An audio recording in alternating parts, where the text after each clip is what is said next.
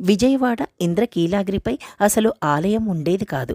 అమ్మవారు అప్పట్లో పెద్దరాతి బండపై భయంకరమైన చింతామణి కాళిగా వెలిసింది. ఆ ఉగ్రస్వరూపాన్ని చూసే శక్తి సామాన్య భక్తులకు ఉండేది కాదు. సాయంత్రమైతే చాలు ఉపాసులకు వచ్చేదట.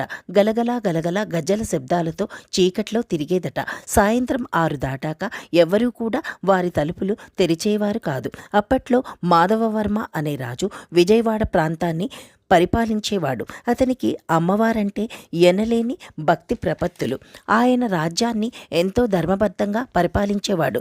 అతనికి సంతానం లేకపోవడంతో రోజు అమ్మవారి చెంతకు చేరుకొని పూజలు చేసేవాడు. అమ్మవారు కనికరించడంతో ఆ రాజుకు ఒక పుత్రుడు జన్మించాడు. ఇదంతా ఆ కాళీమాత అనుగ్రహం అని అతడు అమ్మవారికి మొట్టమొదటిగా ఆలయాన్ని నిర్మించాడు. కాలక్రమేణా ఆ పిల్లవాడు పెరిగి పెద్దదవుతూ ఎంతో క్రమశిక్షణగా పెరుగుతూ వచ్చాడు.